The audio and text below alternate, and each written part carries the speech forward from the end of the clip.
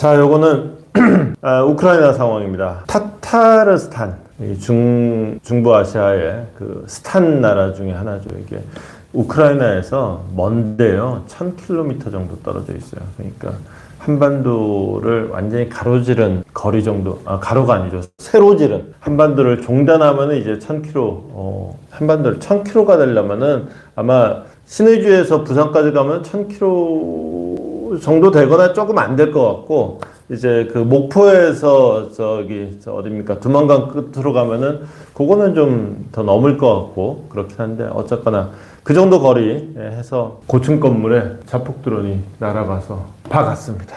했더니 이제 푸틴 또 열받죠. 더 큰 파괴에 직면할 것이다. 이제 휴전을 앞두고 둘이서 진짜 막가파요. 이제 둘 다 격투기로 보면은 사실은 정말 혈투를 벌이고 있고, 지금 열심히 마지막 순간까지 지금 피투성이가 돼가지고 지금 주먹을 날리고 있는데, 서로 간에 썩 그렇게 유효타도 못 날려요. 서로 지쳐가지고 뭐 힘없이 하는데, 이제 평소 같았으면 그런 유효타도 아닌 거 맞으면은 아프지도 않을 맞은 티도 안 날 텐데, 이제 문제는 맞는 사람도 지금 쓰러지기 일보 직전이거든. 그러니까 그런 유효타도 아닌 걸 이제 주고받으면서도 서로 간에 무척 힘들어하는. 사실은 푸틴 대통령도 지금 어마무시하게 힘든 와중이에요. 오죽하면 북한을 불러들이느냐고요. 이 신분증이 많이들 실렸습니다. 이 신분증이 우리나라 주민등록증하고는 많이 다르죠. 이제 손으로 직접 쓴 글씨들이 많아요. 그러니까 말하자면은 좀 신분증이 약간 여권처럼 생긴 이런 신분증인데, 이름은 실컷 러시아식 이름 실컷 써놓고는 여기 리대혁 이렇게 한글로 써놓은 신분증. 근데 참 이 사람의 최후를 알려주는 총알자국, 핏자국이 딱 하니 찍혀있는 신분증입니다. 이 신분증도 나오고, 그 다음에 이제 러시아군이 우크라이나에 포로로 잡혔죠. 그래서 포로로 잡힌 러시아군이 전하는 북한군의 모습, 이것도 또 동시에 또 공개가 됐어요. 보면은 이제 북한군들도 드론을 처음 보지 않겠어요? 그러니까 처음에는 이거 뭐야 그러고 신기하다가 그냥 총 맞아 죽고, 그 다음에는 드론만 나타나면 이거 여기서 날라오는구나, 그럼 죽는구나 그래가지고는 못 날라오게 드론만 봤다 하면 그냥 총질부터 냅다 한다는 거예요. 근데 사실은 러시아도 드론을 많이 쓴단 말이죠. 야야야, 그거 우리 아군 거란 말이야, 쏘지 말란 말이야. 그런데 얘는 일단 벌써 자라보고 놀란 거 같으면 소뚜껑 보고 놀란다고, 드론만 보면 하여튼 하늘에 뭐만 떠있으면 무조건 쏘고 보더라. 아이고 얘야 그게 아니란다 그러고 러시아군이 얘기를 해도 이게 기본적으로 알아듣지를 못하고, 기본적으로 이제 같이 작전을 하고 같이 싸워야 될 텐데, 최소한의 의사소통은 돼야지 뭐가 될 텐데 그거마저도 안 되다 보니까 지금 러시아군 안에서도 북한군이 골칫덩이로 지금 전락하고 있다라는 얘기까지 함께 나오고 있는 상황이 되겠습니다. 그렇거나 말거나 북한은 파병 증원까지 준비를 하고 있습니다. 이게 로테이션이냐 아니면 아예 증원이냐. 근데 지금 이 상황에서 로테이션을 시키기보다는, 왜냐면 지금 젤렌스키의 얘기에 따르면 지금 3,000명의 사상자를 냈다는 거 아니에요? 10,000명 중에 3,000명이면은 이거는 로테이션이 필요한 게 아니라 그야말로 추가 파병이 필요한 거죠. 이게 3분의 1이 지금 없어진 상황인데, 거기다가 드론이 지금 문제야? 그 드론이라는 거는 이제 드론에서 직접 미사일을 날릴 수도 있지만은, 대개의 경우에 이제 드론의 최대 장점은 여러 가지가 있지만은 가격 경쟁력이에요. 그 장갑차 한 대, 그것도 몇억 하죠. 몇십억 합니다. 그거를 그냥 몇십만 원짜리 드론으로 한 대 빵 봐갖고 그거 못 쓰게 만들어 버리면 그거 완전 남는 장사지. 심지어 몇 천억 하는 전투기를 드론으로 박아갖고 박살내버리면 그거 완전 남는 장사. 그럴 때 쓰는 드론은 더 비싸요. 몇십만 원짜리 아니고 몇백만 원 내지는 이제 드론도 몇 억짜리도 있어요. 어쨌거나 제일 경제성 좋은 거는 자폭 드론이에요. 몇십만 원짜리. 야, 그런 거, 이게 문제는 자폭 드론 같은 거는 기술적으로 이게 그렇게 만들기 어렵지가 않아요. 북한도 얼마든지 만들 수 있어. 니네 그거 하루에도 몇백 개씩 쓴다며, 몇천 개씩 쓴다며. 우리가 줄게. 자폭 드론을 또 열심히 만들고 있다. 문제는 이거를 당장은 러시아에 보내겠죠. 이거 만들 줄 알게 되면 그 다음에 뭐겠어요? 이거 어디다 쓰겠어요? 서울로 날려보내겠죠. 우크라이나 상공을 뒤덮고 있는 드론들이 조만간 서울 상공을 날고 있다고 생각을 해보세요. 이게 이 우크라이나 전쟁에서 북한이 오래 있으면 오래 있을수록 우리로서는 점점 더 골치 아파지는 상황이 된다라는 거죠. 뭐 알지도 못하는 정경홍이라는 북한군 병사의 눈물 젖은 편지 얘기를 안 할 수가 없습니다. 글씨도 뭔가 좀 이렇게 글씨는 잘 썼어요. 어머니 품 떠나 러시아 땅에서 이게 자기도 어머니 품을 떠났지만 이제 자기 친구한테 보내는 편지였단 말이에요. 근데 이제 자기 친구한테 붙이지 못한 거든가 아니면은 이제 이게 붙일 편지 같지는 않잖아요. 이렇게 뭐 좀 미리 한번 이제 편지지 예쁜 편지지에 쓰기 전에 미리 한번 연습한 건지 뭐 초고일 수도 있고 친구한테 주는 편지지만 사실은 자기 자신한테 보내는 듯한 굉장히 강한 편지죠. 편지를 품에 안고 결국은 이 편지를 우리가 볼 수 있는 이유는 이 편지의 소유자가 죽었기 때문입니다. 근데 이제 이렇게 죽어가거나 또는 다친 사람이 한 3,000명 된다는 게 젤렌스키 대통령의 얘기고 우크라이나 파병된 북한군 규모가 11,000명 정도 되니까 벌써 3분의 1 이상, 4분의 1 이상, 3분의 1 정도가 사상자를 낸 거죠. 그러면은 아니고 그럼에도 불구하고 북한은 이제 추가 파병을 또 준비한다는 얘기까지 좀 나와 있습니다. 때마침 성탄이었습니다. 성탄절 오전에도 우크라이나는 전국에 공습 경보가 퍼졌어요. 대규모 드론 공격, 미사일 공격이 있었고 젤렌스키 대통령은 러시아가 일부러 성탄절에 맞춰서 공격했다고 분노하기도 했습니다. 인류가 겪었던 전쟁 중에서 뭐 어느 전쟁인들 참혹하지 않은 전쟁이 있을까마는 가장 참혹했던 전쟁으로 이제 3호전으로 그냥 사람 머릿수로 그냥 때려 박았던 1차 세계대전을 얘기를 많이 하죠. 근데 그 1차 세계대전 때만이라도 이게 진짜 역사적인 사실인지 신화적인 전설인지도 헷갈릴 만큼 좀 너무 낭만적인 이야기인데 크리스마스 때 그냥 독일군하고 프랑스군하고 서로 크리스마스 파티를 같이 했다는 그런 진짜 그 당시의 전쟁 분위기에서 믿기지 않는 그런 이야기가 전해지죠. 그때 이제 참호전 하면서 그냥 몇백만 명이 거의 1,000만 명 이상이 그냥 기관총이 그냥 날아다니는데 그냥 돌격 앞으로 그러면 사람이 그냥 기관총알을 향해서 뛰어가던 거 무지막지한 전쟁 속이었어요. 그 와중에도 크리스마스는 챙기고 했던 낭만은 어린 반푼어치더라. 이제는 그냥 크리스마스 날 골라서 때리더라.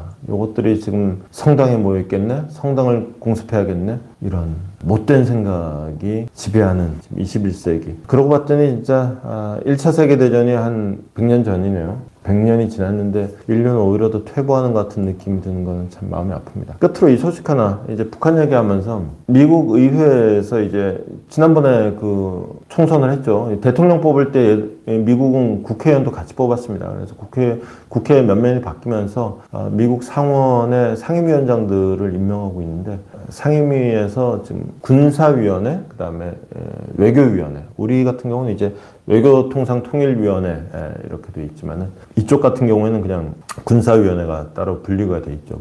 군사위원회 따로, 외교위원회 따로. 그래서 이 양반은 위커 의원이라고 하는데 이 양반은 그 옛날에 한국과 핵무기를 공유하자라는 얘기를 쭉 해왔던 사람입니다.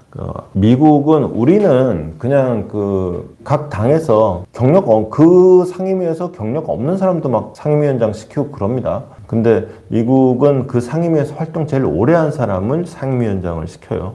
이 양반이 이제 외교안보 분야에서는 베테랑인 사람이 되는 건데 그러면서 이제 한반도의 핵 억제 얘기를 하면서 결국은 핵 공유를 강화하거나 아니면은 전술핵을 재배치하거나 그러니까 하여튼 한반도의 억제력을 현재보단 강화해야 된다. 이제 북한이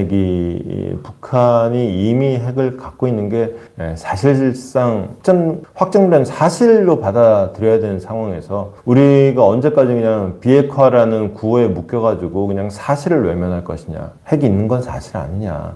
그에 따른 새로운 옵션이라는 걸 좀 만들어 보자. 근데 이렇게 얘기하는 이제 핵 공유 내지는 전술핵 재배치라는 거는 며칠 전에 얘기했던 그 콜비 그 독자적 핵무장하고 조금 또 맥락이 좀 달라요. 이거는 이제 전통적인 미국의 외교적 스탠스하고 좀 비슷한 측면이 있다. 거기서 콜비의 얘기는 거기서 완전히 그냥 노선 자체가 좀 벗어나 있는 것이다. 그러면 요거는 거기서 약간 곁가지로 벗어나 있는. 어쨌거나 한반도에 핵을 최소한 배치하거나 또는 핵 공유다 그러면은 저거는 이제 나토식이거든요.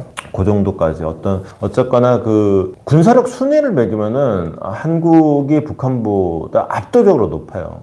실질적으로 뭐 북한의 전투기가 뭐 몇 대가 있다 이런 게 별로 의미가 없는 게 그 전투기 중에 가장 최근에 하늘을 날아본 전투기가 이게 언제인지 기억도 안 나고 그 다음에 이 항공유라는 게 엄청 비싸기 때문에 그 전투기를 실제로 운용한다는 게 북한한테는 게 상상이 안 되는 것이고 미사일을 달고 올라본들 그 미사일을 실제로 쏴본 게 언제인지 기억이 안 나기 때문에 그걸 발사 버튼을 누르면 저 미사일이 실제로 잘 날아갈지도 잘 모르겠고 이런 것들이에요. 거기다가 이제 그 해군의 능력이라는 거는 이건 뭐 그 격차는 더더욱 벌어져 있는 것이고, 그러니까 믿을 거는 이제 핵하고 그 다음에 이제 장사정포 요거밖에 없는 게 이제 북한의 실력인데, 문제는 그게 이제 워낙 압도적인 거죠. 특히나 핵이. 그러니까 요거를 딴 생각 못하게, 핵이라는 거는 어차피 딴 거 없습니다. 핵 억제라는 거는 그 핵을 너 있어? 나 있어? 이걸로 끝나는 게 아니라 너 몇 발 있어? 한 발 있어? 그래, 너 한 발 쏴봐. 너 10발 맞을 줄 알아. 너 10발 있어? 너 쏘는 순간에 너 100발 맞을 줄 알아. 이게 핵 보복이고 이게 핵 억지예요. 보복 타격 능력에서 핵심이 나는 거지, 그냥 단지 있다가 아니에요. 만약에 전술핵 재배치다 그러면은 1개 들여오겠어요? 10개 들여오겠어요? 중국에 지금 핵이 몇 개 있는지 아세요? 지금 최소한 한 600개 얘기합니다. 근데 향후 몇 년 안에 1000개가 될 거라고 얘기를 하거든요. 지금 한반도에 핵이 들어온다면 이게 비단 북한 때문이겠어요? 중국도 의식을 하겠지? 그것까지 생각을 하면은 뭐 핵이 들어온다 그럼 있다 없다의 문제가 아니에요. 일단 들어왔다 그러면은 물론 뭐 공식적으로 발표할 리는 없겠지만 최소한 숫자는 얘기 못 드리겠다. 하여튼 지금 맥락 보면은 그렇게 적은 수의 숫자가 들어올 일은 아니라는 말씀을 드리는 겁니다. 마찬가지입니다.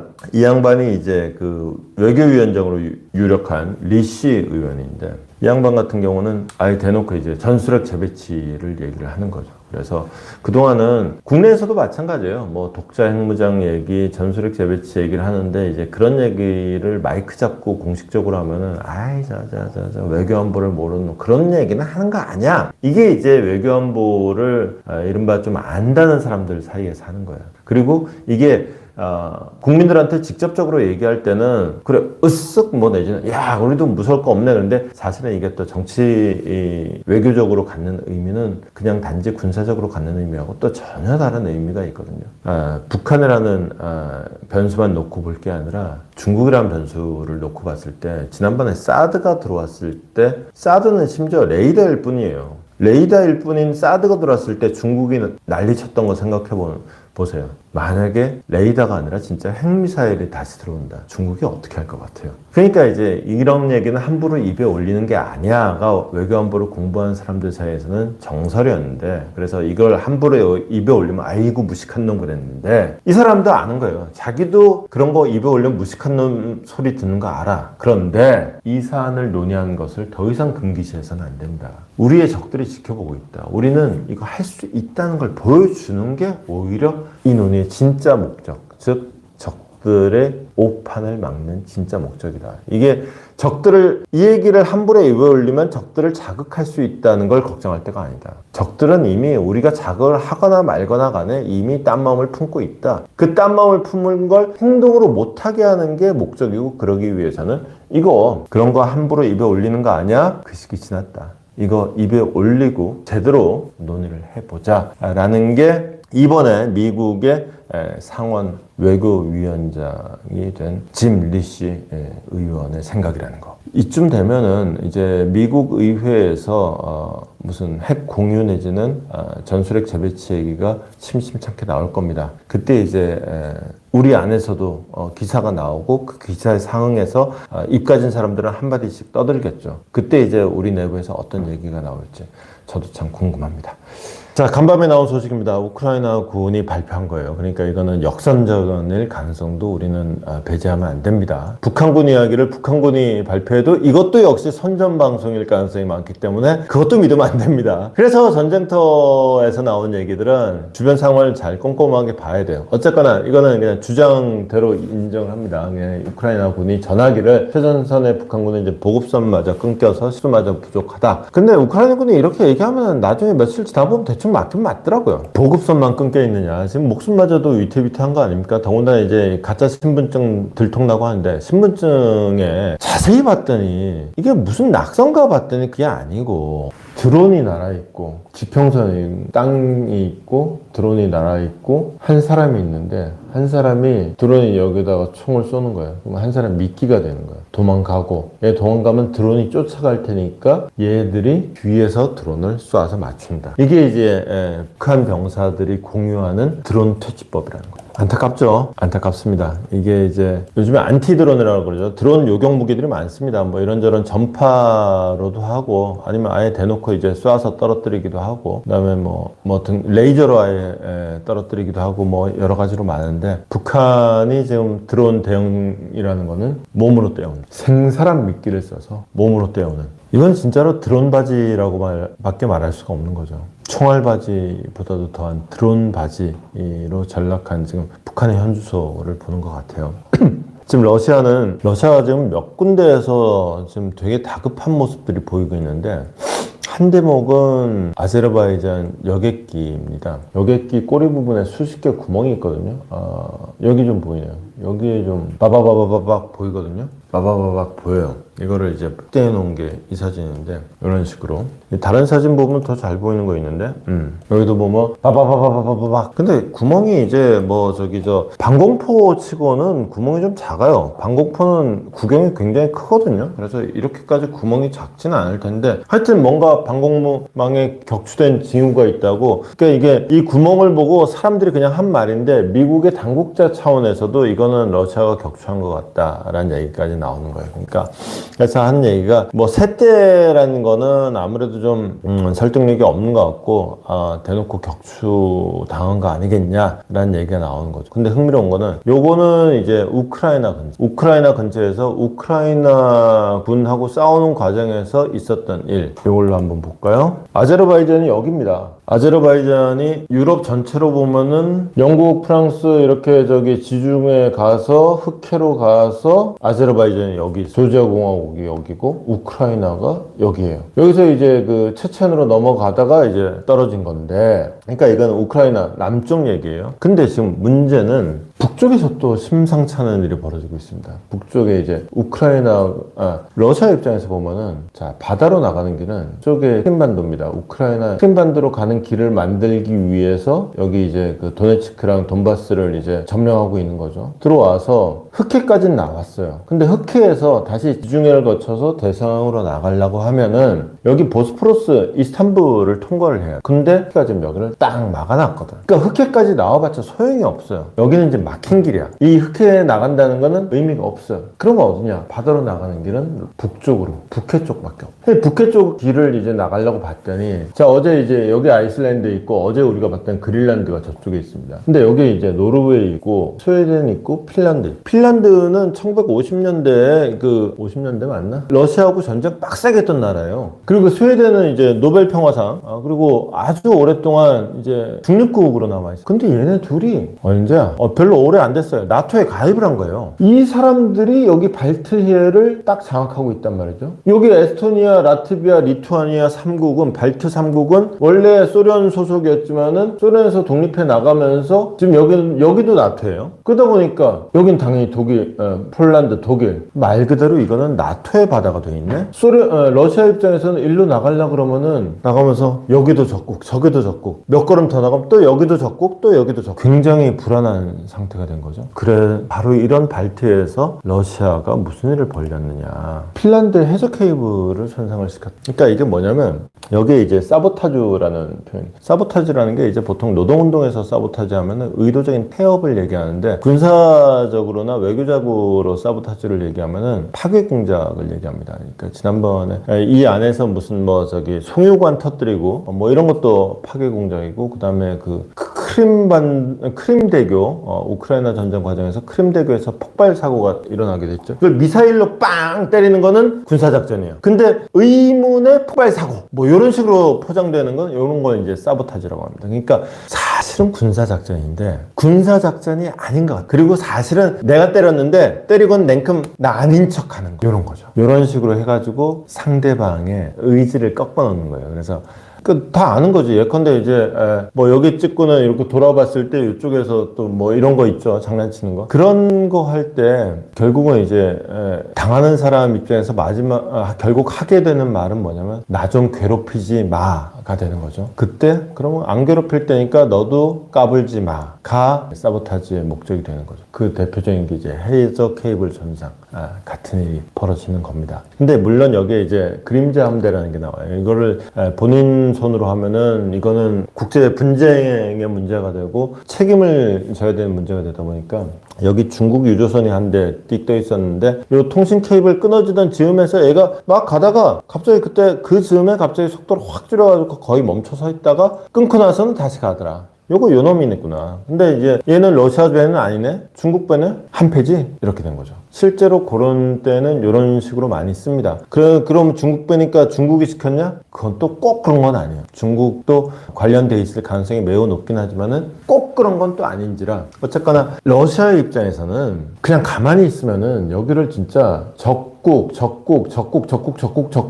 사이를 통해서 빠져나가야 돼요. 그러면 이건 너무 힘든 발걸음이 되는 거죠. 그러니까 내 가는 앞길 방해하지 마라. 걸리적거리는 거 있으면 내가 먼저 다 부셔버리게. 까불면은 니들이 죽는다. 이런 사인을 적극적으로 주면서 이제 이쪽은 어차피 막힌 길이고 이쪽에 이제 본인의 숨 쉴 구멍을 만드는 이런 작업이라고 생각하시면 될 것 같아요. 이게 발트에서 벌어지는 일, 그 다음에 좀 아제르바이잔까지 함께 살펴봤습니다. 한마디로 지금 모스크바가 숨쉬기 힘들다. 그러니까 나가려 그래도 막혔고, 그다음 돈 쓰려 그래도 돈도 없고, 뭐 좀 사올려 그래도 결제도 안 되고, 지금 러시아 지금 완전 꽉 막힌 상황까지 정리를 해드리고.